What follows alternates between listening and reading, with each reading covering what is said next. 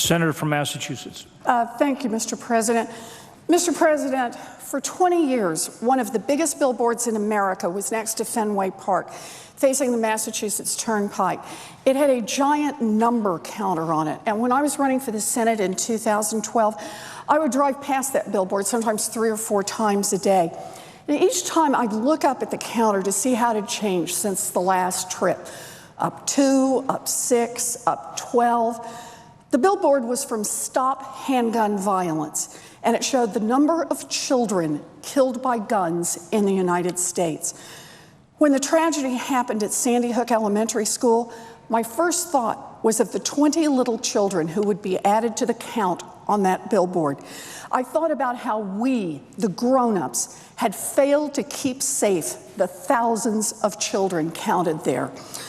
Mass shootings, everyday shootings, drive-by shootings, random shootings, sometimes with big headlines and mostly with no headlines at all.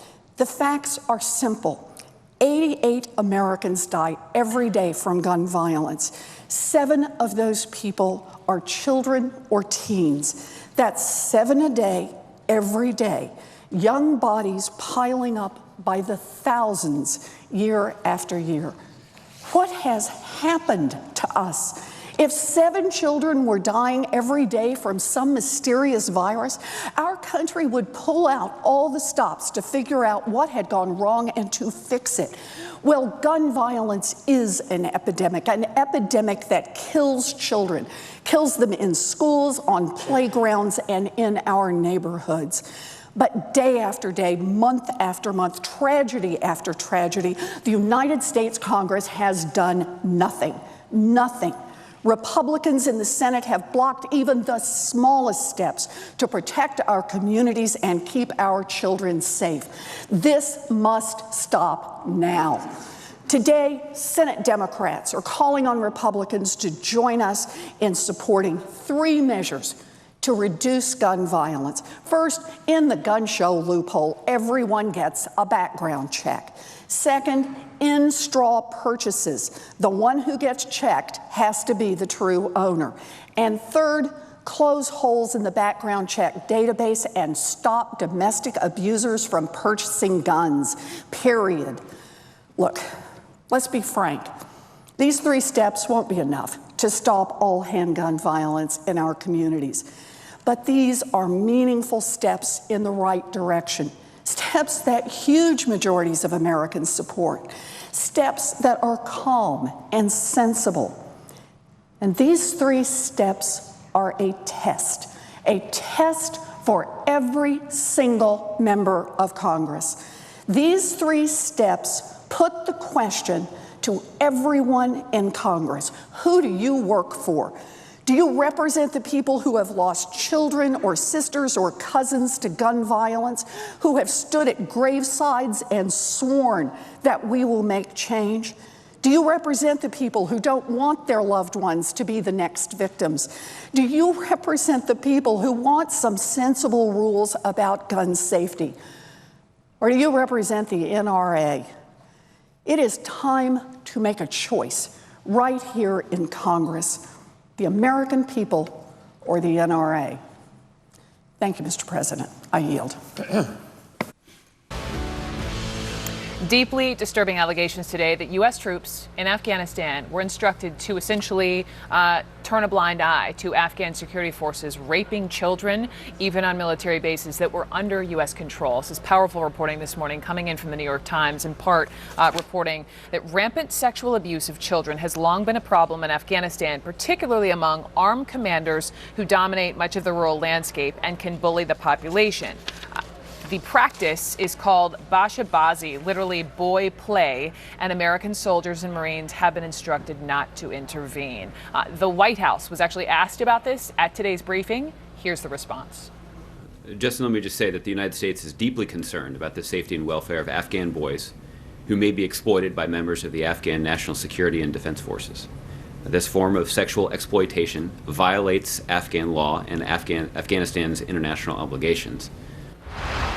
We bring in our chief Washington correspondent and host of The Lead, Jake Tapper. I mean, I read this first thing this morning, and I've even talked to one of the people who was mentioned in the piece who lost his son over there. And my question then is, when you hear, Josh Earnest, the White House didn't address whether U.S. troops were actually told not to intervene. So what is true? I mean, were they told to look the other way? Well, a lot of the response from the military and the government has to do with the idea, and the Obama administration has to do with the idea that there are no explicit rules, no specific order along those lines. But this is where you get more into the nuance. I spoke with former Captain Dan Quinn, who's also quoted in the piece.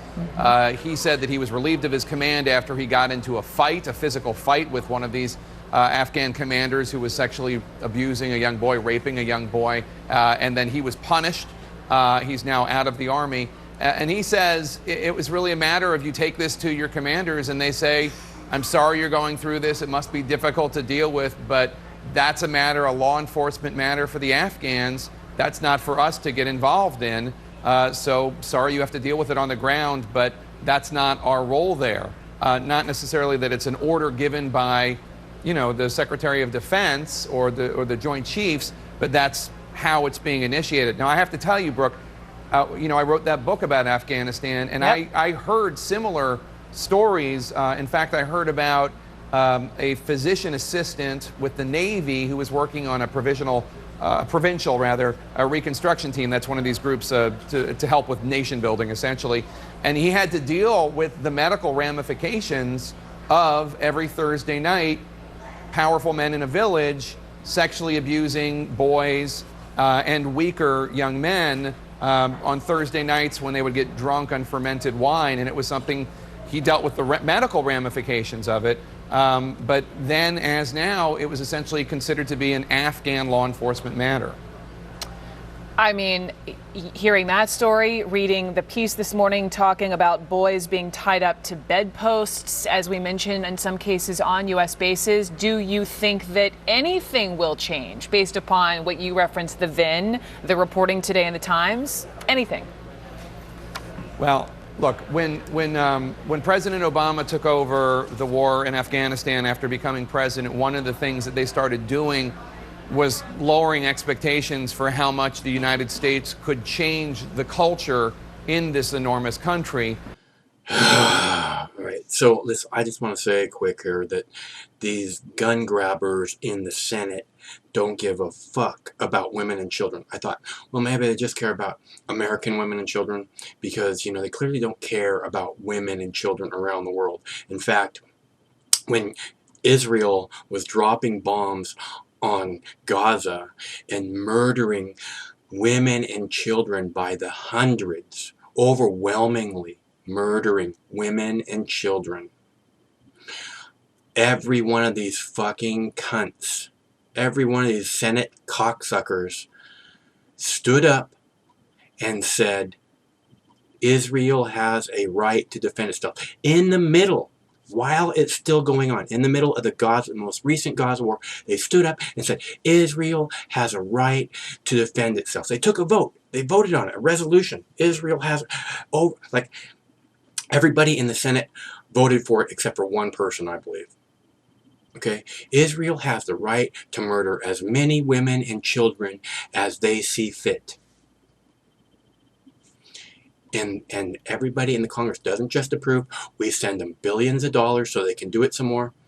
We send them hundreds and hundreds of millions of weapons, dollars worth of weapons. So almost solely so they can murder women and children, which every single person in this video is culpable for. They don't give a shit about women and children around the world. Maybe they just care about women and children in America, right? But no, how many women and children, young adults, get their lives ruined every single day because of marijuana laws, because they had a joint on them, because they smelled like marijuana. You don't even have to have marijuana on you. Just some fucking overzealous pig who doesn't feel like he's getting the respect that he deserves is gonna ruin your fucking life because you smell like marijuana. I smelled marijuana. And they will, and they will, and they will. And it happens every single day to hundreds and hundreds of women and children. Across America, their lives are ruined because of our fucking stupid drug war. Because of cops and the people in Congress who think your freedom needs to be governed. Millions of people, millions of Americans, how many millions of American children's lives have been ruined by the drug war, by cops and the people who think your freedom need to be governed? How many millions of children? Okay, they don't give a damn about children, whether it's, Palestinian children or American children. They just want to use this, these poor people who got murdered. They want to use that to push their fucking agenda. It's disgusting. The people in Congress are just filthy, fucking disgusting war profiteers who must go to prison to protect children. That's all there is to it. Because they don't give a fuck. In fact, they're murderers. They're protecting pedophiles on U.S. bases in Afghanistan. Okay? How many times have these people been tweeted by veterans, been emailed by veterans saying, please, there's pedophiles on U.S. bases in Afghanistan. Please do something about this. And they say nothing because they care about the children so much. They say nothing. They know, anybody who knows anything about Afghanistan knows it's been going on for a long time. The whole time we've been in Afghanistan. And the media says nothing. For years, for 14 years we've been there, 15 years, they said nothing. Now all of a sudden, oh, we've got to say something about this because it's going to get out of control. And you people in Congress don't just fucking know about it. You don't say anything, which means you're protecting pedophiles. You're not just protecting them. It's on U.S. basis, which means you're sending money to fund these pedophiles.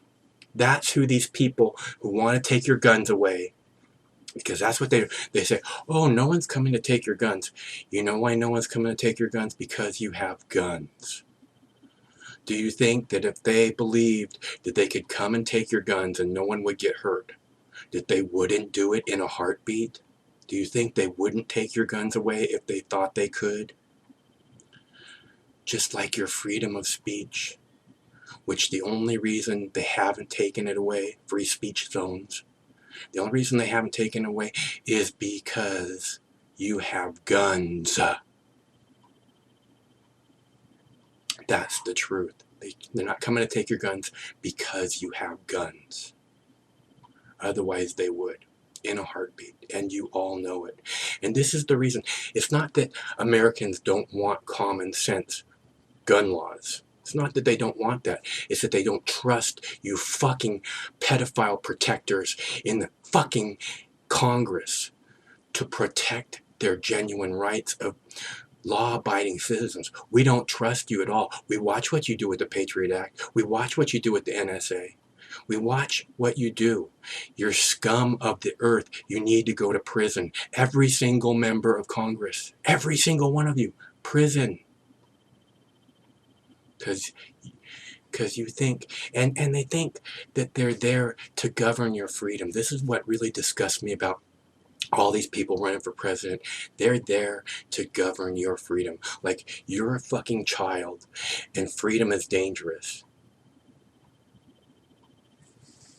And that's why I just am so disgusted, I guess, by these people and the media working hand in hand with them. And I just wanted to make sure that I said this before I put up this gun control. We're not coming to take your guns garbage. Think of the children garbage. Because they don't give a fuck about the children. They ruin children's lives every day because someone put a seed in the ground the way nature and God intended, and then reaped the benefits from putting a seed in the ground. Every single day, hundreds, if not thousands of children have their lives ruined because someone put a seed in the ground and reaped the benefits. That's who the people in Congress are. They don't give a fuck about children or women or anybody. They just want to use dead children to push their agenda. That's who they are. And I just want to be clear. Thanks very much for tuning in. One of these days, this war is going to end. I'm posting a whole bunch of C-SPAN stuff over on the C-SPAN Junkie channel of YouTube. If you don't know where that is, you can find it on the front page of this Mox News YouTube channel, or you can find it at moxnews.com. There's a big link that says C-SPAN Junkie right up top. Okay, moxnews.com, C-SPAN Junkie. Lots of videos are getting posted there if you're interested. Thank you. Thank you, thank you, thank you. Stay cool. One of these days this war is going to end if you decide to make it happen. The Senate is in a quorum call. Madam President, I ask that the quorum call be vitiated. Without objection. Madam President, I ask to speak in SF morning business. Without objection. Madam President, I ask that during the Democratic-controlled time that Democratic senators be allowed to speak for up to 3 minutes each. Without objection. Madam President, I come to the floor today to speak on an issue that hits far too close to home for far too many families in Washington State and across the country. In Roseburg, Oregon, in Blacksburg, Virginia, in Newton, Connecticut, in Seattle, Washington, where a student at Seattle Pacific University opened fire just a year ago. In Marysville, Washington, where a teenager killed 4 students in a high school cafeteria before turning the gun on himself. And in so many other communities, too many to list. Madam President, in the hours and days and weeks after those shootings in my state, the communities showed incredible resilience and strength. But I can tell you, anyone who's been affected by gun violence understands all too well that all the strength in the world will never erase the pain of the parents who lost a child or the students who lost friends and teachers. So, Madam President, today I echo the questions I've heard from so many people in Washington State. What will it take for this Congress to adopt simple, common-sense reforms? Why would this Congress hesitate at taking even the most basic steps to keep guns out of the hands of dangerous individuals? Why do we fail to act when children at school and young adults on campus and women in abusive relationships and so many others are so vulnerable to the threat of gun violence? I know this is a complex issue, but that doesn't mean we should do nothing. It's long past time for us to improve background checks. It's long past time for us to end the illegal pipeline of guns that contribute to crime.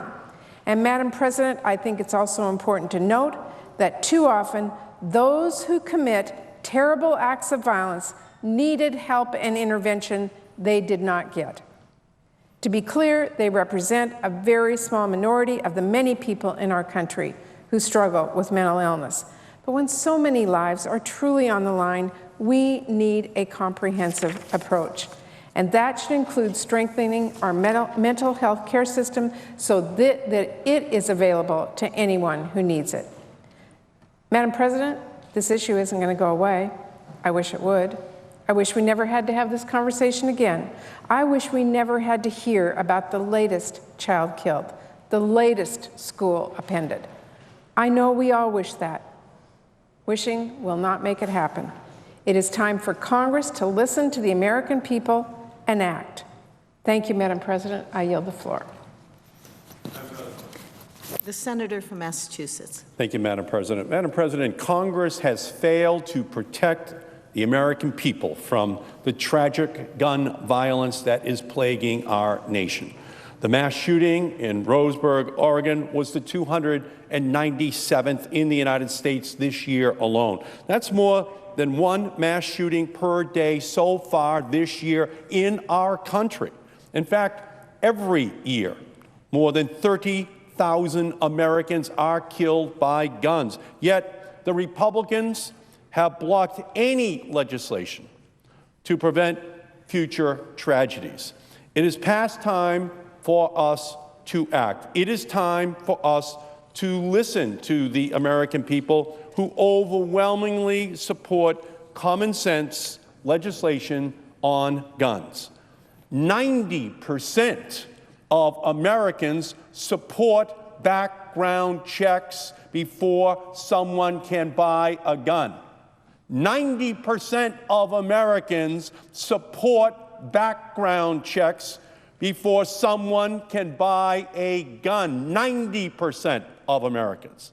So let's close the loopholes that allow online gun sales and sales at gun shows without a background check. 90% of Americans want background checks. Let's close the loophole that allows already proven domestic abusers to buy guns. That is overwhelmingly supported by the American people. Let's close the loophole that allows straw purchases to buy guns and flood our streets with them. Overwhelmingly, Americans don't want this kind of illicit sales with no background checks to be conducted across our country. And let's close the loophole that allows a gun sale before a background check is completed. At least let's complete it. And let's take our heads out of the sand on the causes of gun violence and how to prevent it. We have, ladies and gentlemen, the power here on the floor of the United States Senate to pass legislation that pretty much all of America expects us to pass. It is time to end the NRA's vice-like control of this chamber. The NRA says it's the National Rifle Association. Well, our goal should be on this floor to say that the NRA stands for not relevant anymore in American politics. We should do this now. It's an epidemic of gun violence in our country. It is not preordained. It is preventable. And I'm proud to join with my colleagues in support of these common sense gun safety measures. I thank everyone, and I yield back to the President. Madam President. The senator from Missouri. Madam President, I was born in a small rural community where deer season was as much of fall as football and falling leaves. I was raised in a household where my dad taught us that hunting was part of our culture in Missouri. But I don't know any of my dad's friends. I certainly know that my father, were he still alive, would be shaking his head about the massacres, about school shootings, 45 of them this year. School shootings, 45 in 1 year. Innocent children, innocent college students being mowed down. It's horrific and it's tragic. And the American people want us to respect gun rights, but they want us to use common sense. They don't want terrorists to be able to buy a gun at a gun show. We should not be selling AK-47s to terrorists at gun shows. We should not be allowing someone who is convicted of stalking the ability to buy a gun. And that's the only thing we're talking about. The principles of common sense that run deep in my state. Close the gun show loophole, make background checks more effective to keep guns out of those hands that should never hold them. No one is trying to do anything other than protect the innocents. No one is trying to remove a gun from lawful citizens of the United States. But if we do nothing, if we shrug our shoulders and do nothing, when an overwhelming majority of our country want us to try to close these loopholes and make background checks more effective, then we are part of the problem. And we really need to look in the mirror of the billions we're spending to fight terrorists who are not mowing down our citizens, our innocent children sitting in classrooms. And the billions of dollars we're spending to try to make sure illegal immigrants don't come in this country. When among us, we allow terrorists to buy guns at gun shows, and we allow convicted stalkers to get a weapon. 50% of the victims, murder victims in domestic violence, have been stalked. So I hope that America rises up and calls their congressman, calls their congresswoman, calls their senator, gets busy, because we have to take action. Thank you, Madam President.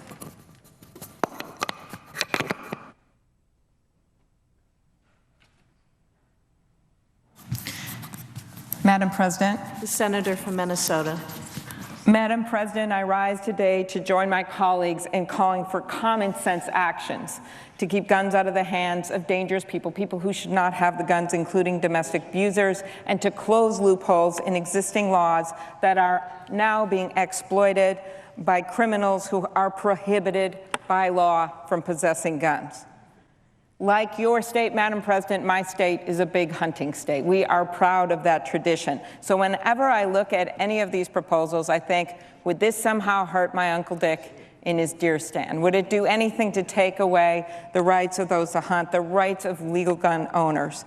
And so that's how I look at each proposal. And the proposals we are talking about today, Madam President, would not do that. And I wouldn't be supporting them if I thought that they did. We know that no single policy can prevent every tragedy that has been caused by gun violence. But there is one area, what I call the silent victims, the women and the children who are killed in their homes every single day due to acts of domestic violence. According to domestic violence experts, more than 3 women per day lose their lives to their partners. More than half of those are killed, are shot with a gun. This means that thousands of women, thousands and thousands of women in the United States were murdered by an intimate partner using a gun between 2001 and 2012 alone. These crimes don't discriminate. They impact people across all backgrounds, ethnicities, income levels. They are crimes, serious crimes, and the numbers tell the story of the work left to do. I'm a former prosecutor. Before I came to the Senate, I spent 8 years running an office of 400 people. And we made prosecuting felons in possession of guns one of our major priorities, and I'm proud of the work that we did. But I will tell you that some of the disturbing cases that came in our doors that were murders, that were shootings, did not always involve felons, but they involved criminals. They involved people who over a series of crimes had racked up a number of convictions, maybe in the misdemeanor area, maybe for restraining orders and other things. I remember one case where a woman was shot to death by her boyfriend. He killed her and then killed himself while both of their children were still in the house. It was ultimately his 12-year-old daughter who went to the neighbors for help. The worst part of the story, it could have been prevented. In the 2 years leading up to the murder-suicide, the police have been called to the boyfriend's residence at least 5 times to resolve domestic disputes. And yet somehow this man managed to have a gun in his hand that day and kill his girlfriend. Or the police officer who's called to a domestic scene. The guy there, mental health problems, in between. Thank you. If I could ask for 30 more seconds. Without objection. The man there shot the police officer in the head. Shot him in the head. I was at that funeral. And what I will never forget is the 3 little kids, including the little girl with a blue dress with stars all over it, going down the aisle of that church after having been in that church a week before for a nativity play with her father. That is what we're talking about, Madam President, and we are very glad that this proposal will be in the package of proposals along with the background check bills. Thank you, and I yield the floor. Madam President. The senator from Michigan. I would appreciate knowing when 3 minutes has been used. Thank you very much. I am very proud to stand with my colleagues who are standing up and saying it's time to act. Enough is enough. Close loopholes that are being used by people who are not following the law, that are resulting, unfortunately, in deaths and injury to children and families across the country. You know, like a lot of my colleagues, I grew up in a small rural town in northern Michigan. My family are all hunters. We enjoy the outdoors and gun ownership. I've purchased and owned guns myself. That's not what this is about. My family goes through background checks. We don't want people being able to use loopholes not to have to follow the law. And so this is simply about making sure the law makes sense and that we are enforcing it. I also think it's very important to stress the fact that we know there are tremendous mental health needs in this country. And in fact, Senator Blunt and I offered legislation, the Excellence in Mental Health Act, before this body that was passed as a pilot project to get started about 18 months ago. If we had the full support of our Republican colleagues in the House and the Senate, we could make comprehensive, quality mental health services available all across the country quickly. Instead, because we've not yet, and I hope we can get that support. I would love to see that support. If we had that support, we would have more than 8 states that are going to have emergency mental health services available, 24-hour services available.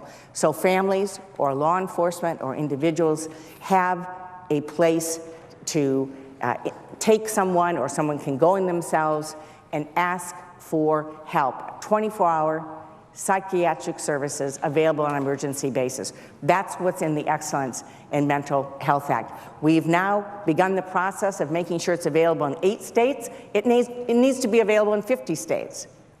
We need to make sure comprehensive services are available in the community for behavioral health, just like we have for federally qualified health centers. We came together on a bipartisan basis to extend funding for federally qualified health centers. We now have a new category called federally qualified behavioral health clinics, and funding will be available to comprehensively provide those services in 8 states under our pilot project. It needs to be in 50 states. So I welcome colleagues coming to the floor and talking about what we need to do in mental health. We have colleagues on both sides of the aisle, if I may take 15 more seconds.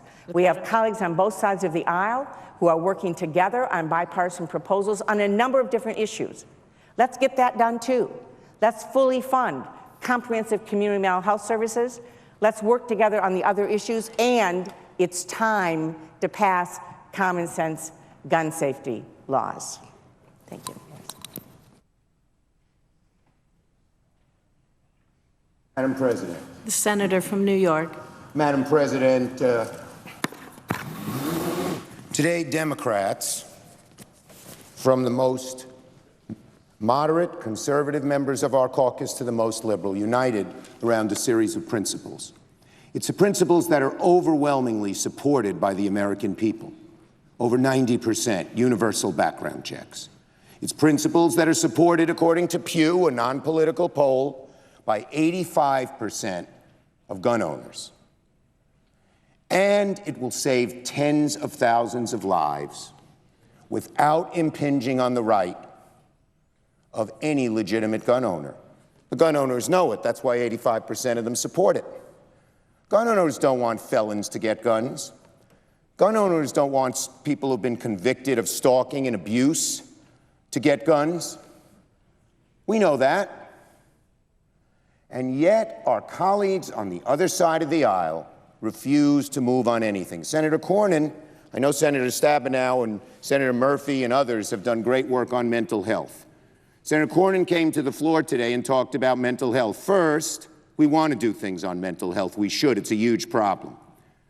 I'd like to see my good friend from Texas support the money that's needed. Not a pilot program, but the money that's needed. But the more important point is this.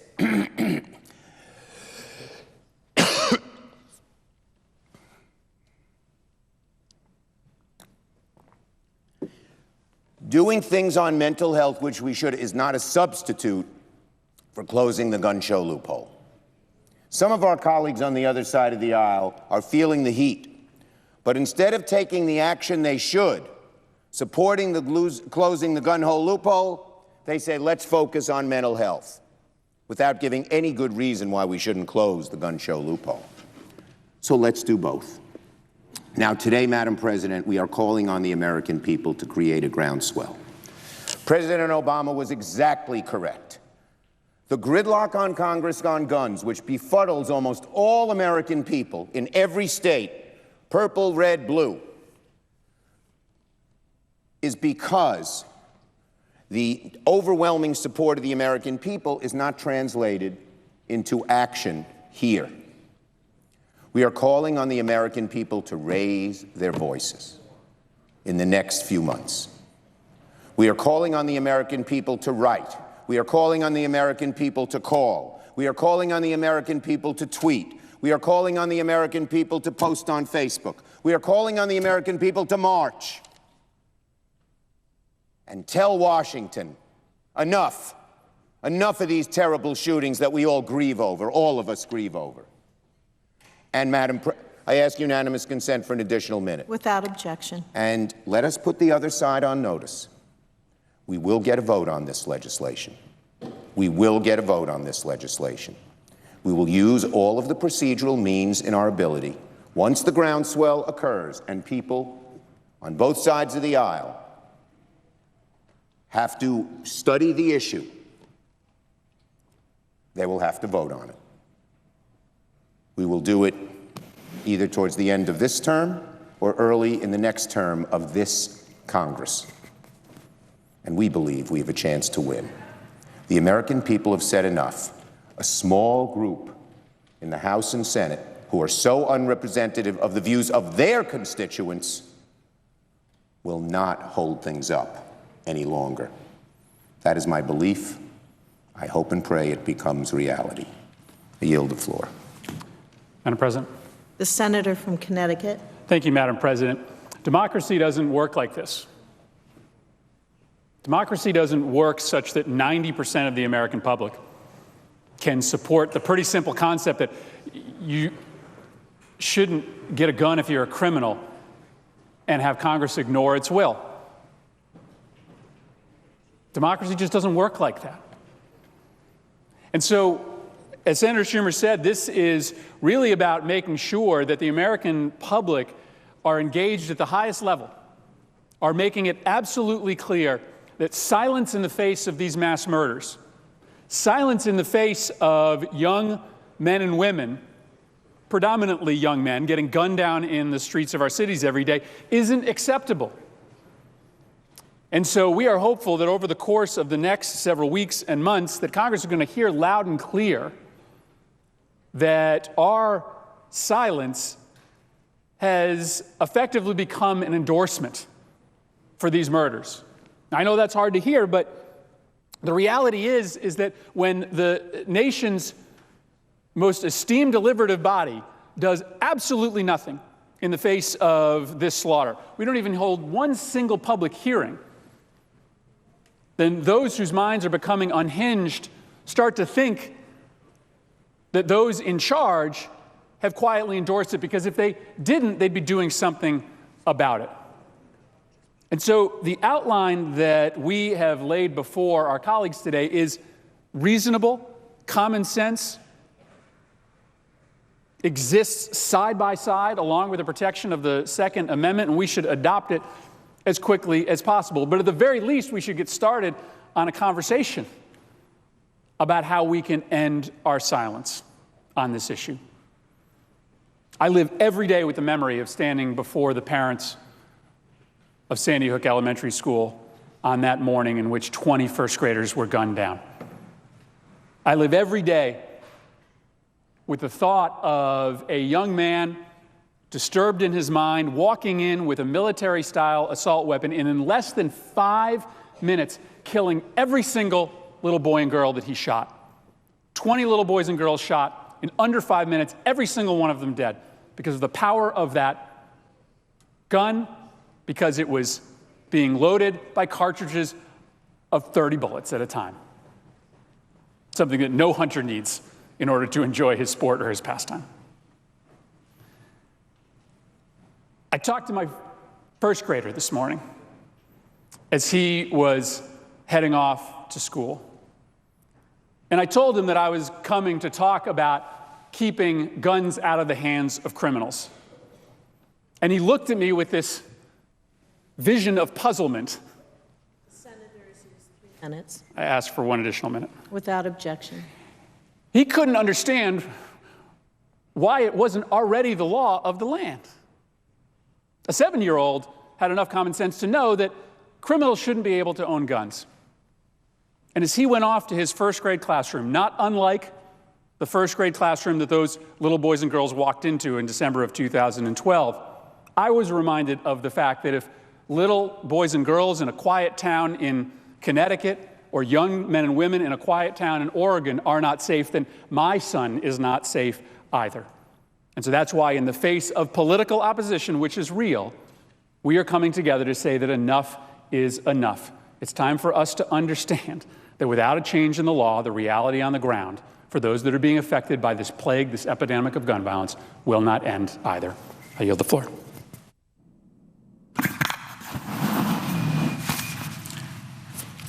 Madam President.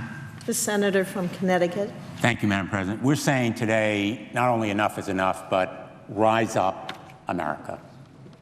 Demand action from this Congress, which for too long has been complicit, in effect, an aider and abettor of the mass killings that have taken place in Virginia Tech and Columbine and Charleston, Sandy Hook, Newtown, and now Roseburg.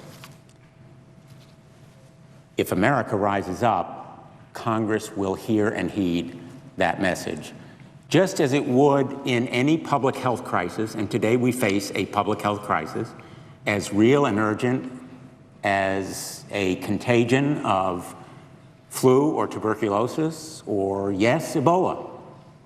And the same kind of urgency and immediacy in response is necessary.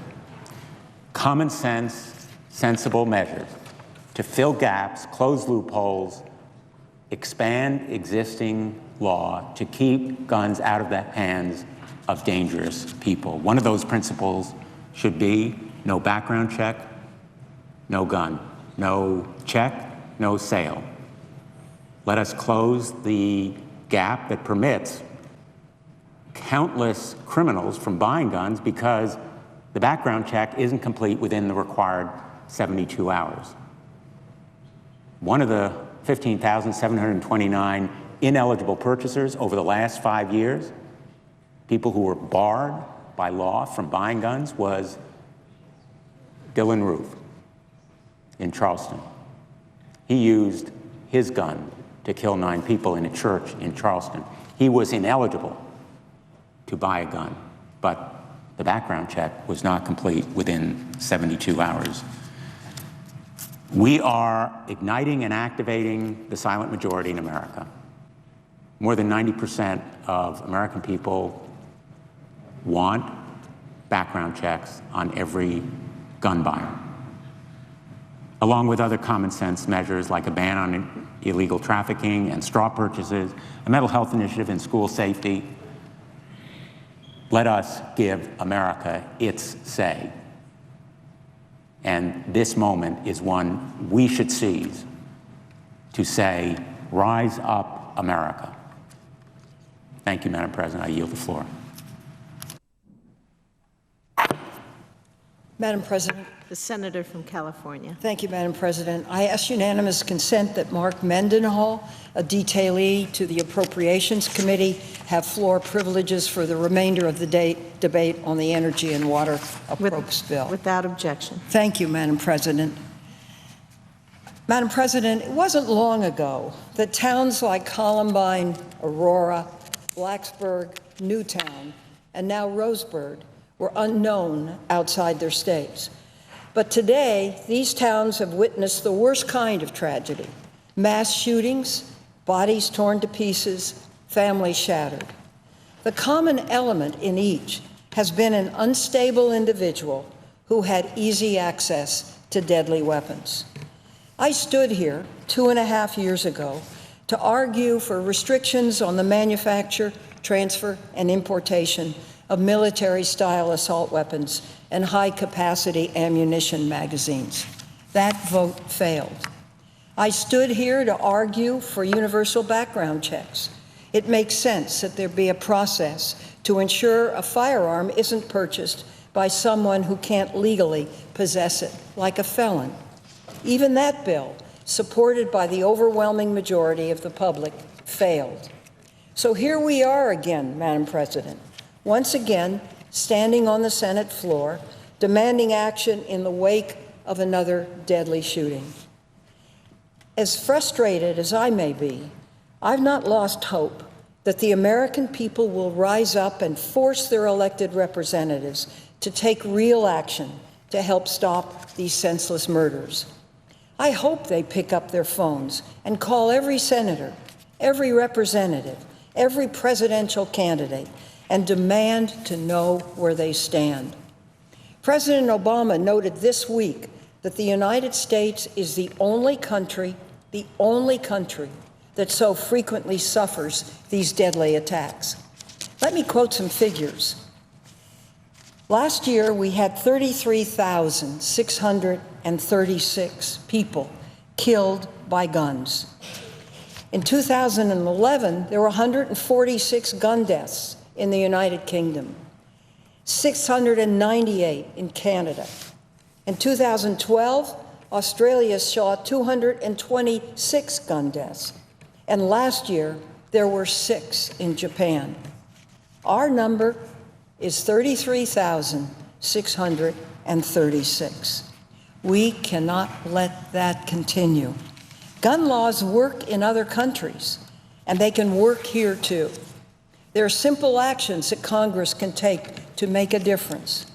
An individual should not be able to buy any weapon they want online or at a gun show with no background check.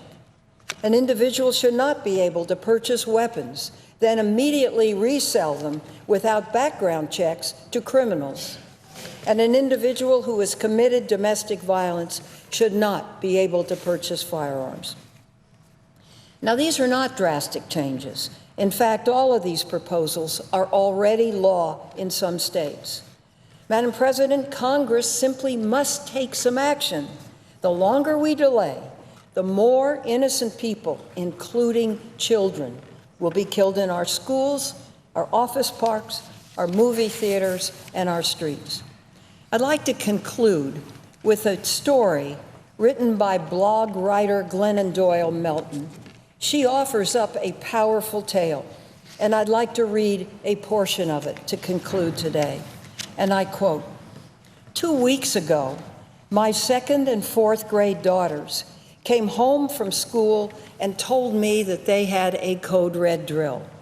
She recalled her daughter saying the drill was, in case someone tries to kill us, we had to all hide in the bathroom together and be really quiet.